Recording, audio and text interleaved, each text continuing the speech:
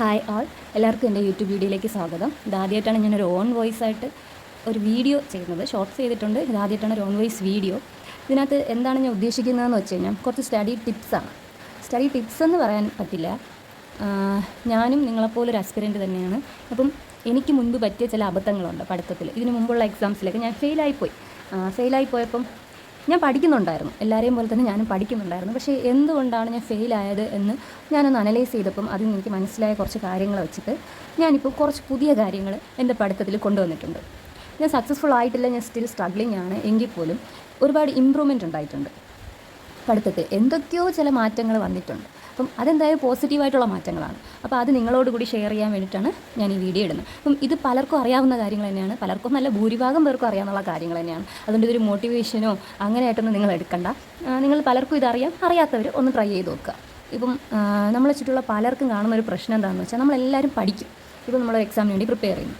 Okay, ഈ എക്സാമിനെങ്കിലും നന്നായിട്ട് പഠിക്കണം എന്ന് നമ്മൾ വിചാരിക്കും. അന്ന് രാത്രി നമ്മൾ ചിലപ്പോൾ 1 മണി വരെയോ 2 മണി വരെയോ ചിലപ്പോൾ രാവിലെ വരെ വേണമെങ്കിൽ ഇരുന്ന് പഠിക്കുന്നവരുണ്ടാവാം. ഞാനും അങ്ങനെ തന്നെയായിരുന്നു. അങ്ങനെ രാവിലെ വരെയോ 2 മണി വരെ 3 മണി വരെയൊക്കെ ഇരുന്ന് പഠിച്ചു. പക്ഷേ പിറ്റേ ദിവസം എന്താ സംഭവിക്കുകയെന്നറിയാവോ? എന്തെങ്കിലുമൊക്കെ ഡിസ്ട്രാക്ഷൻ വരും. അപ്പം വിചാരിക്കും ഇന്നിനി പഠിക്കണം, അല്ലെങ്കിൽ നാളെ പഠിച്ചാലോ. അപ്പം വിചാരിക്കും, എന്നിട്ട് മനസ്സിൽ തോന്നും ശരി ഒരു 10 മിനിറ്റെങ്കിലും പഠിക്കാം, കൺസിസ്റ്റൻസി വേണമല്ലോ. എന്നിട്ട് വിചാരിക്കും വേണ്ട, ഇന്നത്തെ 10 മിനിറ്റിന് പകരം നാളത്തെ 1 മണിക്കൂർ 2 മണിക്കൂറാക്കി പഠിച്ചാലോ എന്ന് വിചാരിക്കുന്നവരാണ് നമ്മൾ ഭൂരിഭാഗം പേര്. ഞാൻ അങ്ങനെ തന്നെയാണ്. ഞാനും വിചാരിക്കും ഇന്ന് പഠിക്കേണ്ട, ഇന്നത്തിന് പകരം നാളെ പഠിക്കാം. നാളെ ഒരു കാര്യം ചെയ്യാം, ഇന്നത്തെ 10 മിനിറ്റിന് പകരം നാളെ ഒരു 1 മണിക്കൂറോ വേണ്ട 2 മണിക്കൂർ പഠിക്കാം. അപ്പം ഇതൊരു ടാലി ആവുമല്ലോ എന്ന് വിചാരിച്ചിട്ട് നമ്മൾ എന്ത് ചെയ്യും, ഇന്നത്തെ ദിവസം സ്കിപ്പ് ചെയ്യും. അപ്പോൾ എന്താ സംഭവിക്കുന്നത് അറിയാമോ? പിറ്റേ ദിവസം പിന്നെയും നമുക്ക് ഇതേ മൂഡ് തന്നെ വന്നുകൊണ്ടിരിക്കും. നമ്മൾ എന്താണോ ചെയ്തുകൊണ്ടിരിക്കുന്നത് അത് തന്നെയായിരിക്കും നമുക്ക് പിന്നെയും ചെയ്യാനായിട്ട് ഇൻട്രസ്റ്റ്, അല്ലേ? നമ്മളിപ്പോൾ ഒരു 1 മണി വരെ 2 മണി വരെ പഠിച്ചാൽ നമുക്ക് 3 മണി വരെയൊക്കെ പഠിക്കാൻ ചിലപ്പം തോന്നിയേക്കാം. പക്ഷേ നമ്മൾ പഠിക്കാതിരുന്നു കഴിഞ്ഞാൽ നമുക്ക് പിന്നെയും പഠിക്കാതിരിക്കാനാണ് തോന്നിക്കൊണ്ടിരിക്കുന്നത്. അങ്ങനെയാണ്, നമ്മൾ എന്ത് ചിന്തിക്കുന്നോ അതായിരിക്കും നമുക്ക് വന്നു ചേരുന്നത്. നമ്മൾ പോസിറ്റീവായിട്ടുള്ള കാര്യങ്ങൾ ചെയ്താൽ നമുക്ക് പോസിറ്റീവ് വന്നുകൊണ്ടിരിക്കുക, അല്ലേ? നിങ്ങൾ ലോ ഓഫ് അട്രാക്ഷനൊക്കെ കേട്ടിട്ടുണ്ടല്ലോ. അപ്പം നമ്മൾ എന്ത് ചെയ്യണമെന്ന് വെച്ച് കഴിഞ്ഞാൽ നമ്മൾ 10 മിനിറ്റെങ്കിൽ 10 മിനിറ്റ് നമ്മളത് പഠിക്കണം. പഠിക്കാന്ന് ചിലപ്പോൾ നമുക്ക് മൂഡ് കാണില്ല പഠിക്കാൻ, അല്ലെങ്കിൽ നമുക്ക് എന്തെങ്കിലുമൊക്കെ ഡിസ്ട്രാക്ഷൻ ആയിരിക്കും. എങ്കിലും ഒരു 10 മിനിറ്റ് അല്ലെങ്കിൽ ഒരു 20 മിനിറ്റ് എന്ത് ചെയ്യുക, എന്തെങ്കിലും ഒന്നെടുത്ത് വായിക്കുക, അല്ലെങ്കിൽ ജസ്റ്റ് നമ്മൾ പഠിച്ചതിനെ തന്നെ റിവൈസ് ചെയ്യുക. അങ്ങനെ എന്തെങ്കിലും നമ്മൾ ചെയ്തിരിക്കണം. അങ്ങനെ ചെയ്താൽ മാത്രമേ നമുക്ക് ലൈഫിൽ കൺസിസ്റ്റൻസി ഉണ്ടാവുള്ളൂ. ഞാൻ പറയുന്നതെന്ന് വെച്ച് കഴിഞ്ഞാൽ എനിക്ക് ആ ഒരു കാര്യം ചെയ്തപ്പോഴാണ് എനിക്ക് സ്റ്റഡിയിൽ എന്തെങ്കിലും ഒരു ഡിഫറൻസ് ഉണ്ടായതായിട്ട് എനിക്ക് തോന്നിയത്. കാരണം ഇതിന് മുമ്പുള്ള എക്സാംസിനൊക്കെ ഞാൻ എന്താ ചെയ്തതെന്ന് വെച്ച് കഴിഞ്ഞാൽ 2 മണി 3 മണി വരെയൊക്കെ ഇരുന്ന് പഠിക്കും. എന്നിട്ട് പിന്നെ ഒരാഴ്ച ചിലപ്പോൾ പഠിക്കത്തില്ല. അപ്പോൾ നമുക്ക് എന്താ പറ്റുന്നത് വെച്ചാൽ ഈ പഠിച്ചതും മറന്നു. പിന്നെ അടുത്ത സ്റ്റെപ്പ് അടുത്ത ആഴ്ച ഈ ഫസ്റ്റ് വീക്കിൽ പഠിച്ചതിനെ തന്നെ റിവൈസ് ചെയ്യേണ്ടി വരും, ഫുള്ള് റിവൈസ് ചെയ്യേണ്ടി വരും. അതിന് പകരം നമ്മൾ കൺസിസ്റ്റൻ്റ് ആയിട്ട് ഡെയിലി ഇത്ര സമയം, അത്രയും പറ്റിയില്ലെങ്കിൽ അതിൻ്റെ ഹാഫ് അല്ലെങ്കിൽ അതിൻ്റെ ഹാഫ് അങ്ങനെയെങ്കിലും പഠിച്ച് പോവുക. എന്നിട്ട് ഒരു വീക്കിൽ ഒരു സൺഡേ അല്ലെങ്കിൽ ഏതെങ്കിലും ഒരു ദിവസം നമ്മൾ എന്ത് ചെയ്യുക, റിവൈസ് ചെയ്യണം, റിവിഷൻ നടത്തുക. അപ്പോൾ അങ്ങനെ ചെയ്ത് കഴിഞ്ഞാൽ നമുക്ക് ഈ അടുത്ത ആഴ്ച പുതിയ കാര്യം പഠിക്കാനായിട്ട് പറ്റും. അല്ലെങ്കിൽ ഈ പഴയതിൽ തന്നെ നമ്മൾ സ്റ്റക്കായി കിടക്കും. അപ്പോൾ എനിക്ക് പറ്റിയ എന്താണെന്ന് വെച്ചാൽ ഞാനൊരു അറ്റോമിക് സ്ട്രക്ചറിൻ്റെ ആണ് ഫസ്റ്റ് വീക്ക് പഠിച്ചത്. അപ്പോൾ എന്താ പറ്റിയത്, ഞാനത് റിവൈസ് ഒന്നും ചെയ്തില്ല. ഞാനിങ്ങനെ പഠിച്ചുകൊണ്ടേ ഇരിക്കുകയാണ്, അടുത്ത ടോപ്പിക്ക് അങ്ങനെ പഠിച്ചിരുന്നു. എന്നിട്ട് എന്ത് റിവൈസ് ഒന്നും ചെയ്തില്ല. പിന്നെ ഒരാഴ്ച ഞാൻ വേറെ ഡിസ്ട്രാക്ഷൻസ് ആയിട്ട് ഫാമിലി അങ്ങനെ ഫംഗ്ഷൻസ് അങ്ങനെ ഓടി നടന്നു പഠിച്ചില്ല.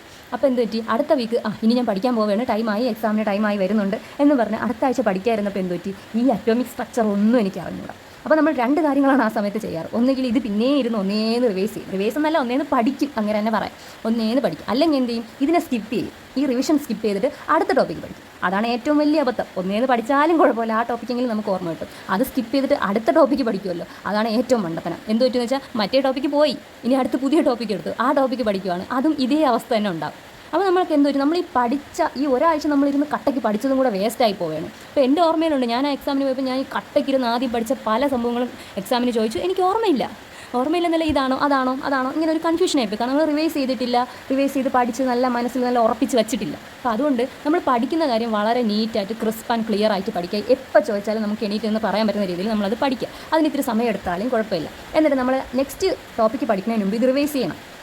റിവിഷനാണ് ഏറ്റവും ഇമ്പോർട്ടൻസ്. റിവൈസ് ചെയ്ത് പഠിക്കുക. എന്നിട്ട് അടുത്ത ടോപ്പിക്ക് പഠിച്ചു കഴിഞ്ഞ് ഈ രണ്ടാമത് പഠിച്ച ടോപ്പിക്ക് നമ്മൾ ഈ സൺഡേ റിവൈസ് ചെയ്യുകയാണെന്ന് വിചാരിച്ചോ. അതിനോടൊപ്പം തന്നെ കുറച്ച് സമയം മാറ്റി വെച്ച് ഫസ്റ്റ് ടോപ്പിക്കും കൂടെ റിവൈസ് ചെയ്യുക.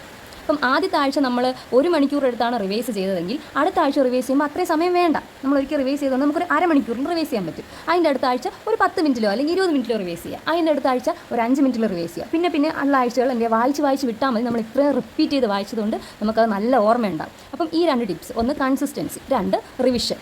പിന്നെ ഒന്നെന്ന് പറയുന്നത് ലോ ഓഫ് അട്രാക്ഷൻ്റെ ഒരു കാര്യം തന്നെയാണ്. അതായത് നമ്മളെ മൈൻഡിൽ നമുക്കിത് വേണം എന്നുള്ളൊരാഗ്രഹം ഉണ്ടായിരിക്കണം. ആഗ്രഹം എന്ന് മാത്രം നമ്മൾ എന്താ പറയുക, പഠിത്തത്തിന് ഒരു മടുപ്പ് തോന്നിക്കാത്ത രീതിയിൽ നമുക്കിത് വേണം. നമ്മൾ എന്തുകൊണ്ടാണ് ഇത് വേണമെന്ന് ആഗ്രഹിക്കുന്നത്. ഇപ്പോൾ നമ്മളൊരു ജോബാണെങ്കിൽ ആ ജോബ് കിട്ടിക്കഴിഞ്ഞിട്ടുള്ള നമ്മുടെ ലൈഫ്, നമ്മൾ ആഗ്രഹിക്കുന്ന ആ ഒരു ലൈഫ് ഉണ്ടല്ലോ, അത് നമ്മൾ ഇമാജിൻ ചെയ്യുക.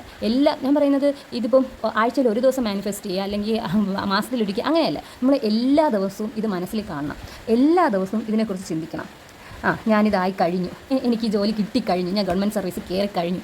അപ്പം നമ്മുടെ സാലറി അല്ലെങ്കിൽ നമ്മുടെ ലൈഫ് സ്റ്റൈൽ, നമ്മൾ എന്തിനു വേണ്ടിയാണോ ആ ജോലി ആഗ്രഹിച്ചത്, നമുക്ക് കിട്ടുന്ന ഒരു റെസ്പെക്റ്റ്, നമുക്കിപ്പോൾ കിട്ടാത്ത റെസ്പെക്റ്റ്, നമുക്കിനി ഭാവിയിൽ കിട്ടാൻ പോവുകയാണ്. അപ്പോൾ ആ റെസ്പെക്റ്റിനെ കുറിച്ചൊക്കെ നമ്മൾ മനസ്സിൽ ആലോചിക്കുക.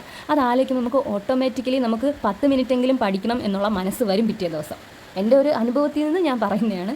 അപ്പോൾ നമ്മൾ അതാണ് ഏറ്റവും കൂടുതലായിട്ട് നമ്മൾ ചിന്തിക്കേണ്ടത്. പിന്നെ നമുക്ക് ആ ജോലി കിട്ടിക്കഴിഞ്ഞാൽ നമ്മളോടൊപ്പം സന്തോഷിക്കുന്ന കുറച്ച് ആൾക്കാരെങ്കിലും കാണും, അവരെക്കുറിച്ച് നമ്മൾ ആലോചിക്കണം. പിന്നെ നമ്മളെ ഒട്ടും സപ്പോർട്ട് ചെയ്യാത്ത കുറച്ച് ആൾക്കാർ കാണും, അവരെക്കുറിച്ചും നമ്മൾ ചിന്തിക്കണം. അവരുടെയൊക്കെ മുമ്പിൽ നമുക്ക് ജയിച്ച് കാണിച്ചു കൊടുക്കണം.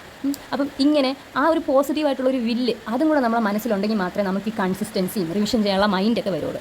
അപ്പം ഈ 3 ടിപ്സാണ് എനിക്ക് നിങ്ങൾക്ക് പറഞ്ഞു തരാനുള്ളത്. ഈ 3 കാര്യം എൻ്റെ ലൈഫിലോട്ട് കൊണ്ടുവന്നതിന് ശേഷമാണ് എനിക്ക് സ്റ്റഡീസിൽ കുറച്ചെങ്കിലും മാറ്റം ഉണ്ടായതെന്ന് ഞാൻ പറയും. വലിയ മാറ്റം ഉണ്ടായിട്ടില്ല, ഉണ്ടായിക്കൊണ്ടിരിക്കുന്നതേ ഉള്ളൂ, എങ്കിലും കുറച്ചെങ്കിലും മാറ്റം ഉണ്ടായി. ഏതൊക്കെയാണ് ടിപ്സ്? കൺസിസ്റ്റൻസി, റിവിഷൻ, പിന്നെ മാനിഫെസ്റ്റേഷനിൽ ജേർണലിംഗ് വരും, വിഷൻ ബോർഡ്, അങ്ങനെ എല്ലാ കാര്യങ്ങളും വരും. അത് നമുക്ക് പിന്നീട് ഒരു വീഡിയോ ആയിട്ട് ചെയ്യാം. എങ്ങനെയാണ് നമ്മളൊരു ജോബ് അല്ലെങ്കിൽ ഒരു കോമ്പറ്റേറ്റീവ് എക്സാം വിൻ ചെയ്യുന്നതൊക്കെ മാനിഫെസ്റ്റ് ചെയ്യേണ്ടതെന്നുള്ളത് അടുത്ത വീഡിയോയിൽ ഞാൻ പറയാം.